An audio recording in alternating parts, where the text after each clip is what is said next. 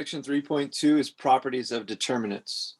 In this section will give us two primary tools, one of which will be characterizations of matrices through their determinants, or at least we'll get a couple characterizations. And the other will be a nice tool for calculating determinants of matrices. So one of the most fundamental results about determinants is given in the theorem on elementary row operations and determinants here. And this involves the three elementary row operations that we're familiar with. We could also translate this, and we will, before we're done today, do so in terms of elementary matrices, which are the matrix products E, that we usually denote as capital E, with some subscript for a series of them, that effectively permute two rows or multiply one row of A by any scalar K. And lastly, add a multiple of any row of A to another row of A.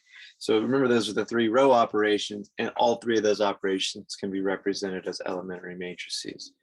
So the effect of any one of these row operations on the determinant of a matrix A is pretty simple in terms of the equations involved. So if B is the matrix obtained by permuting two rows of A, then we've essentially switched the parity within the matrix A, and that's just going to switch a plus or minus sign. So it makes our determinant negative. This might seem like an abstract, sort of useless result, but we're going to see these things come to bear quite nicely in a couple examples to follow. So if B is the matrix obtained by multiplying one row of A by any scalar K, then the determinant of B is K times the determinant of A. And the third one is adding a multiple of any row of A to a different row of A. The determinant is still equal.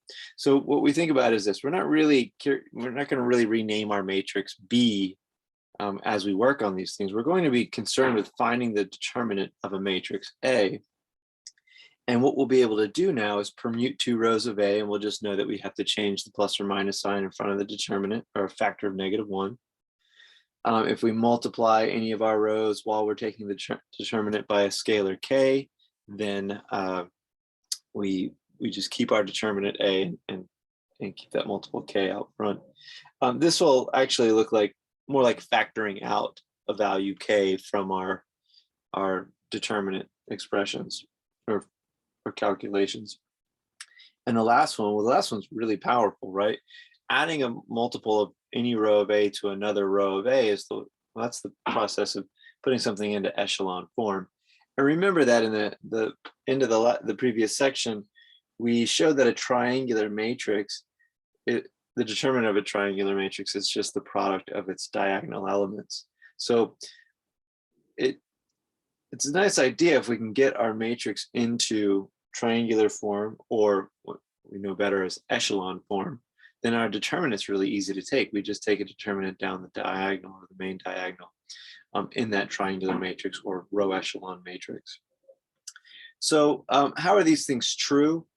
It's a bit of a lengthy proof, but we can at least see the 2 by 2 case hold, right? So if we take a matrix A, which is a 2 by 2, given by these two rows, these entries Aij. For part A, B is the matrix obtained by permuting two rows. So we swapped row 1 and row 2 from our original matrix. When we take the determinant of B, what we see is that we have A21 times A12 minus A11 A22. That's the exact opposite of this expression. Right? It's the exact opposite of what would happen if we took the determinant and this sort of crosswise pattern.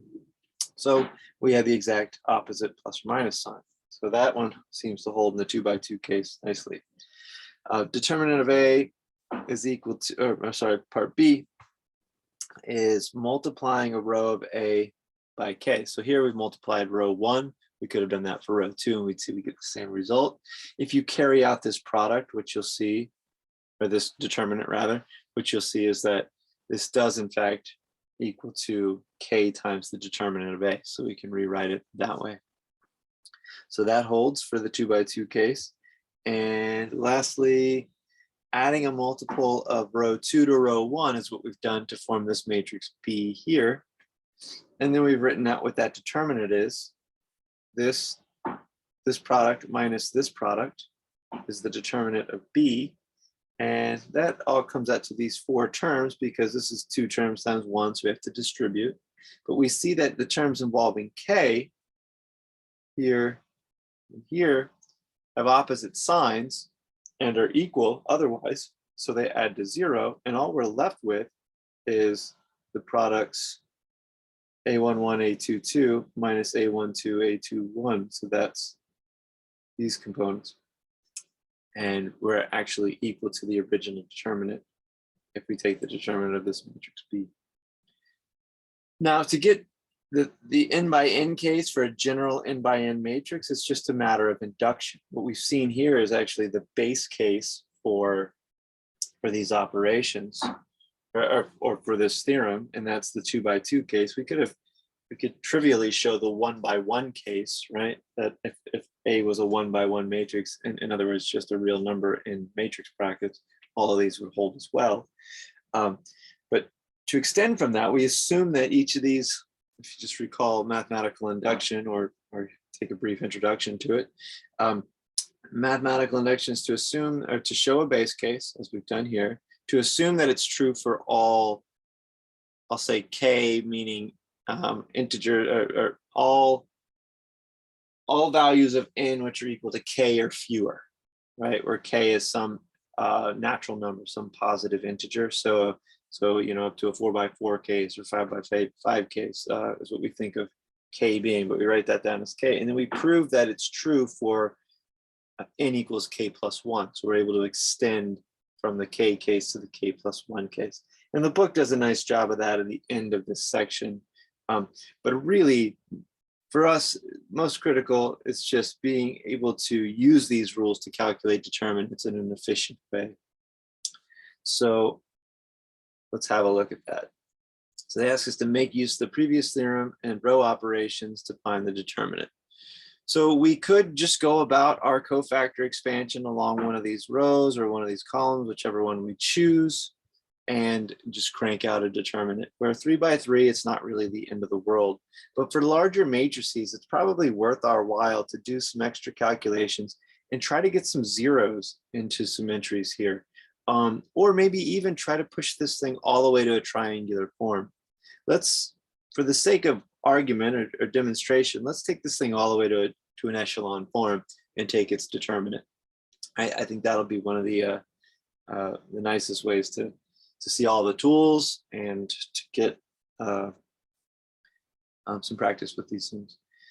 So 2, 1, -4, or -1, 4, 3, 2, 1, -2, 1, and 4. One of the most obvious things we can do is add row 1 to row 3 to zero out that -2. So let's do that. And notice I just write an equal sign. I don't have to change anything. I'm adding a multiple of one row to another.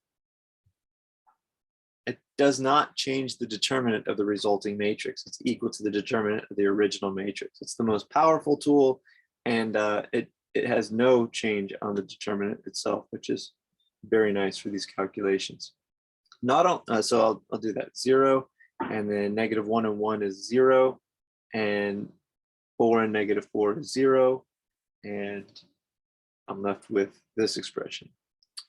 Well, that actually wasn't very interesting because now I have a row of zeros, and if I'm calculating the determinant of this matrix, I could make a couple inferences right now. Probably the most mechanical thing to do is to say, well, I'll expand cofactor-wise along row 3, and my determinant will be equal to 0, right? We'll see that pretty quickly. 0 times cofactor of 3, 1, minus, for parity, right? We're going to switch signs at each of these.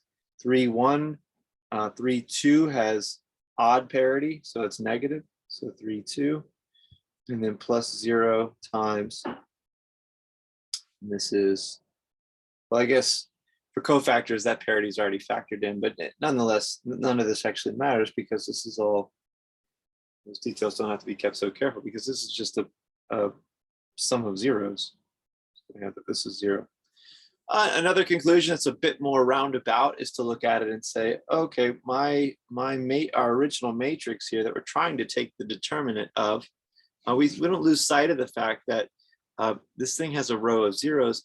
It's row equivalent to a matrix with a row of zeros. It's not going to have a pivot position in every row. It's not going to be invertible. So if it's not going to be invertible, then it's probably a good chance that it's going to have a determinant of 0.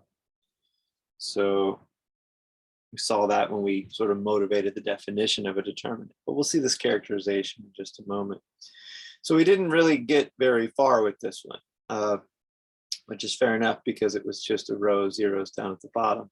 But we see the intention, though, is to still get as many zeros as we can in one row or column, or convert this thing into an echelon form.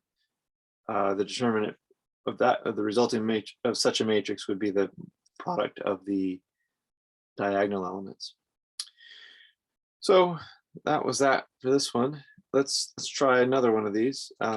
Well, we'll make our quick note here. A square matrix A is invertible if and only if the determinant of A is non-zero. Again, that was motivated in our definition for the determinant back in section 3.1, but it's proven officially in this section.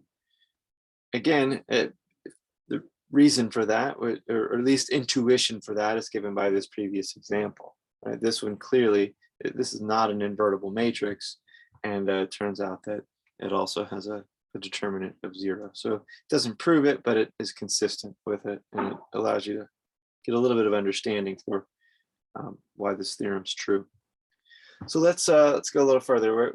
We're given a 4x4, and if anybody's done enough practice in 3.1 by now, you'll know that a 4x4, even though it's just one size larger in square matrices than a 3x3, it has that much more work, right? A 4x4 could involve, right, if we expand along column 1 here, it could involve 1, 2, 3, 4 3x3 matrix calculations. In each of those 3x3 calculations, determinant calculations is going to have 3 2x2 determinant calculations. It's just a lot of computation to do. So before you really get cranking into something like that, let's try. We have a 0 in this column already. Let's try to put some more zeros in place. The most obvious one I see is this -6 can be zeroed out by row 1. So let's go for that. So the determinant of this matrix that we're asked to calculate, it's almost always worthwhile to try to get a row of mostly zeros so we can do fewer recursive determinant calculations in the submatrices. We'll have a 0 here. -2 and 7 is 5. 2 and 2 is 4, and -7 is -3. And then -10 and 4 is -6. And -5, -8, 0, and 9. So for the sake of having at least an interesting problem here, I have another one that has a row of zeros, right? Or we will have a row of zeros when we look here. We can eliminate this row by adding negative row 2 to it. And we'll have a row of zeros. We expand along that, and we have a determinant of 0 once again. That's too many examples that look like that. So let's alter this example in this way. Let's put a -4 here. Then when we have -10 and -4, we get a -14. So at least we have an interesting problem to work with. So this becomes a -14 when we change that value.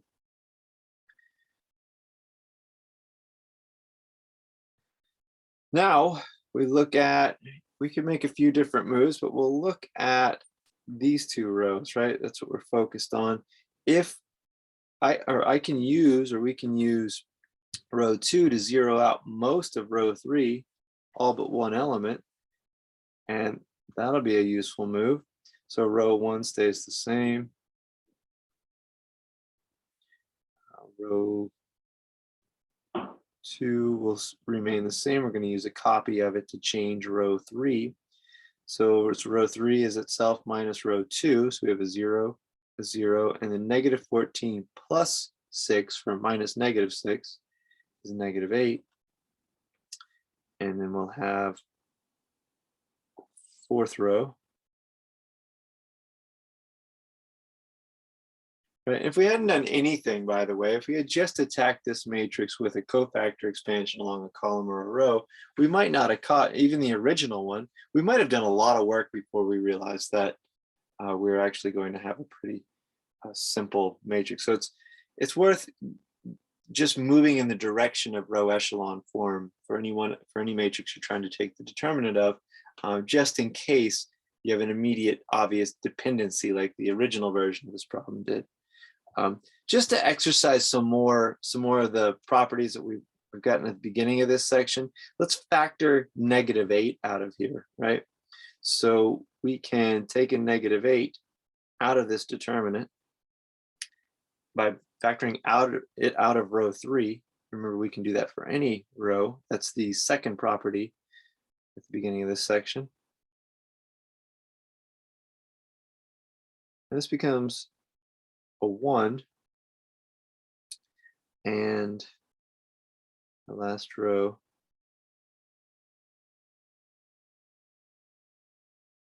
looks like this.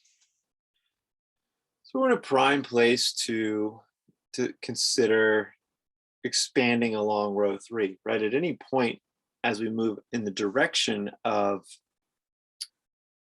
row echelon form, we can just stop and decide to take this determinant.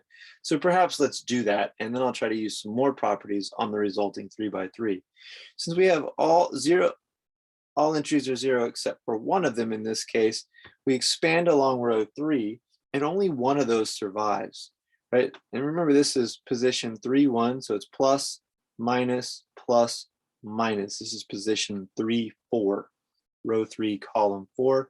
It's going to have a negative parity, so be careful about that. So we'll have our factor of -8 that we already brought out,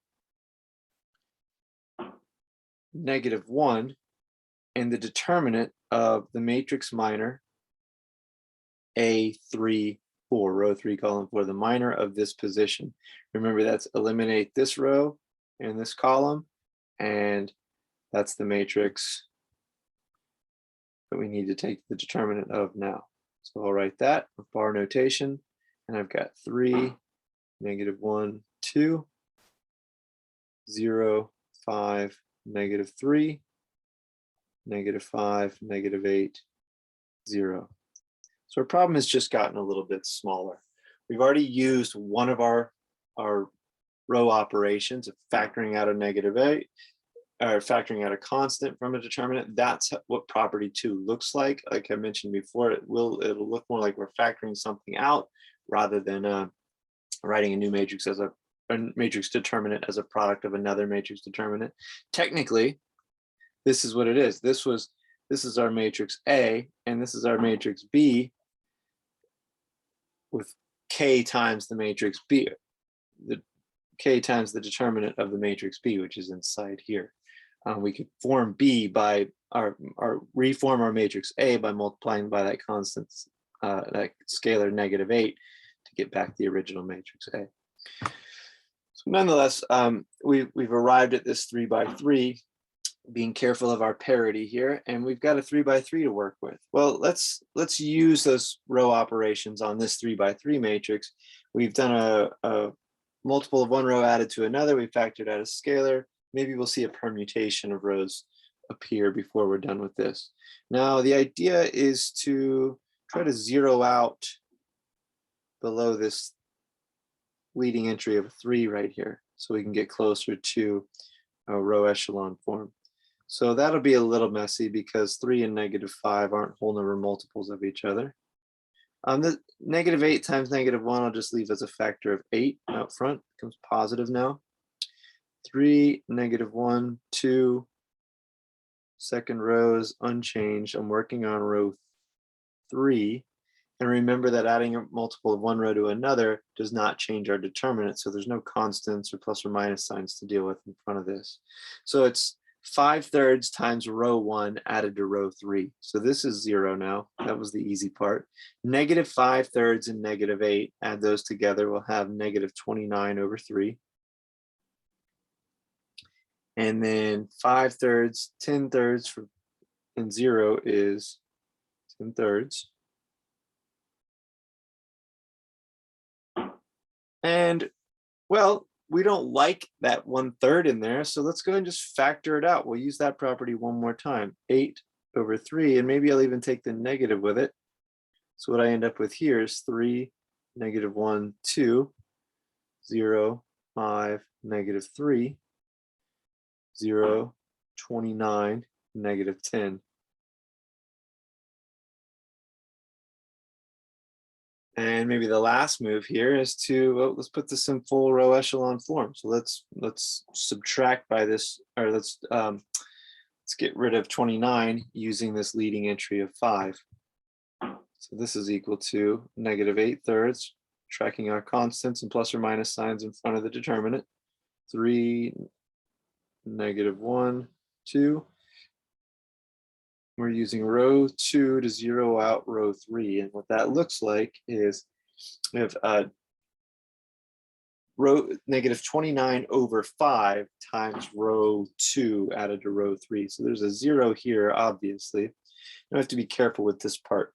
-29/5 times -3 is going to be, that's 87/5. And then that's going to be 87/5 minus 10 is 50/5. And we just have one small thing to fix there. That's going to be 37/5 is what this position is equal to. It's sloppy to do this inside the matrix like this, but since our last step is just to multiply down this diagonal, since we're in echelon form, I just decided to consolidate there. It's not the end of the world. -8/3 times 3 times 5 is 15, and then times this last value of 37/5. 15/5 is 3. So we'll end up with -8/3 times 3 times 37. The 3's cancel. We'll have -8 times 37, which is 56, and 240 is 296. So -296 will be our determinant in this case. So there are so many different ways we could have done this. The one operation we still didn't get to use is just a row swap. It's not common that that needs to happen, but if you're pursuing row echelon form, then it can be useful, right? If we see something that can be favorable as a leading one somewhere, then a row swap might be useful. And the only thing that happens with a row swap is we put an additional minus sign out front, and then cancel it with any existing minus signs, or however that might go. So this matrix has a non-zero determinant, which means it's invertible, right? And when we look a little closer, what we don't see, I guess, is the original matrix in its row echelon form. But if we were to pursue it, we would know that it definitely has a row echelon form with a pivot position in every row. But we don't have to do that. This theorem tells us that if it has a non-zero determinant, we know that it's invertible. So that's a really nice fact to have on hand. So a couple more results about determinants of matrices. It turns out that the transpose of a matrix A has the same determinant as the matrix A. In the 2x2 case, it's really easy to see. If this is A written as given here, then its transpose is equal to this matrix. If we take the determinant of this matrix, A11, A22 minus A21, A12 is this expression. And we notice that that's really the same as A11, A22 minus A12, A21, which is the determinant of A. And then at either end of this chain of equalities, we see that A transpose is equal to A. That's the base case, right? So what we've assumed here, or what we've shown here, is that this is true for a 2x2 matrix. It's also true for a 1x1, but I think that's a trivial case. So the way we would show the n by n case is we assume that it was to use mathematical induction, as was described for the first theorem of this section, and we use as the inductive hypothesis we assume that this holds for A equals A, the determinant of A, sorry, that this determinant expression holds, or equation holds, for all values of n up to k minus 1. And then we show with this inductive step that it's true for the kth step. The book has a nice completion to that theorem, but again, it uses the principle of mathematical induction, just like the very first result of this section does too. So that's a nice thing to understand. If you've worked with mathematical induction before, these are worthwhile proofs to read. If not, it might be a nice introduction, particularly this theorem. It's a little bit easy to understand. The other way to think about this, I think, to accept this result as being true, if cofactor expansion to find the determinant of a matrix along a row results in the same determinant for a matrix along a column, any column or any row, right? Then we can think about, well, if we expand, the difference between A and A transpose is that the first row is the first column of one or the other matrix. So if we expand cofactor wise along A's row, or A transpose's first row, that's the same as expanding along the first column of the given matrix A. So we'll get the same result because those are the exact same computations. So that's another nice way to sort of catch the intuition of this proof. But in the end, it's really just a nice fact to have around. So for our last property here, we have this multiplicative property of determinants, which is very useful as well. So we have two matrices, A and B, both of which are n by n. Then the determinant of their product is equal to the product of their determinants, as we see in this equality right here. Now, there are two cases to consider: if A is not invertible and if A is invertible. And similarly, that could be the case for B as well. But if A is not invertible, then AB is not invertible. And this is an exercise in section 3 point, or in chapter 2, I believe. But it's not too difficult to write this down and have a look at it. If A is not invertible, that means that it has a row, it's a row equivalent to a matrix with the row of zeros at the bottom of it. And then if that's the case, then A times B column wise, it's going to be row equivalent to a matrix with a row of zeros at the bottom. So any matrix whose row echelon form, or one which is row equivalent to a matrix with a row of zeros in its bottom row, is going to be non-invertible. But anyway, if A is not invertible, then it has a determinant of 0. And well, if AB is not invertible, then its product also has a determinant of 0. And we see that, however, whatever determinant of B might be in this case, this equality still holds true. We have 0 equals 0 on either side, thanks to the fact that determinant of A is 0. This expression is 0 as well. So it's a kind of a trivial case for this, or not the easier case for this, not the trivial case.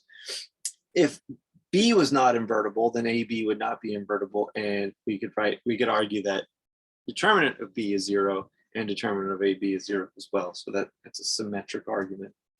Now, if A is invertible, then there exist elementary matrices E1 through EK. We saw this back in chapter 2, that will, by row operations, transform the matrix I, the identity matrix, into A. Right? That's a basic idea of an invertible matrix we saw back in chapter 2.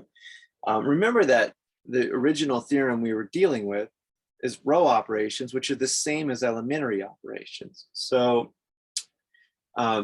each of these row operations can be split up, and they're as elementary matrices. So when we write down the determinant of AB, well, we can replace A in this product as this series of elementary matrices. And it's times the identity matrix, but when we write it next to B, the identity matrix times B is just B. So we're left with this series of elementary matrices multiplied by B. Well, what we've seen is that if the determinant is that since these row operations preserve the determinant modulo their their scalar multiple effects or their plus or minus effects, well, then we can start to split each of the determinant of each of these elementary matrices away from B until we get all the way down to the determinant of this product of elementary matrices against B is equal to the product of the determinants of all of the elementary matrices. Because again, remember that these things are preserved from the first result in this section. And when we get to that point, we can repack this product of elementary matrices together one by one into this expression. Again, because those row operations preserve the determinant modulo scalar multiples and parity changes, plus or minus. And this is actually seen to be the matrix A, right, as was stated here. And the determinant of that is the determinant of A, and we get that this product, this determinant of the product is the product of the determinants. So the thing that hasn't been checked here is, well, how can we move those elementary matrices apart like this and back together? Well, there might be some scalars that come out in some cases, but when we repack these things together, this equality here is going to hold, right? So this jump from here to here will hold. Never mind the fact that maybe in here we have some scalars that go in and out of this. So the one thing that I might suggest students to check is something like this. We have a matrix. We know that the identity matrix has in at least 3 by 3. I know this is not the general case, so it doesn't prove it. This has determinant 1. What does this matrix have as a determinant? Well, if you go through and carefully check it, you'll see that it has determinant -1, right? So again, like I said, modulo some scalar multiples or parity changes, thanks for row swapping, then we have this series of multiples. I was not careful in here about writing down constants that come out, but any constants or plus or minus signs that come out go back in when we reform this group of elementary matrices here. So one way to change that maybe would be to have K1, K2 for all the constants that might come out of, or sorry, K sub, that doesn't look good. Maybe I'll use C as the constant. C1 up through CK for constants that might come out of these elementary matrices, but then when we put them all back together, they'll form this multiple right here. Other ones to check would be, for the identity matrix here, what's 1, 0, 2, 0, 1, 0, adding a multiple of row 2 times row 1 to row 2 times row 3 to row 1. Its determinant, what is that equal to? We should find that that's actually equal to 1. And actually, if you just look at it just long enough, you realize, well, we're in echelon form. So it's just the product of the diagonal, which is 1. You can check that by cofactor expansion if you want to be absolutely sure. And the last one would be if we had maybe 1, 0, 0, 0, 4, 0. That's easy to see. Again, echelon form, multiply down the main diagonal, and we have 4. So that would pack its way in and out. So these elementary matrices have essentially elementary determinants, right? And they reflect exactly what we saw in the original result of this section. Now, the original result of this section is probably the most important because it's a computational tool. We've seen that in a couple examples. But theoretically, things that are important are probably primarily this multiplicative property. I think the determinant of the transpose is kind of obvious, but this will be useful to us in later sections.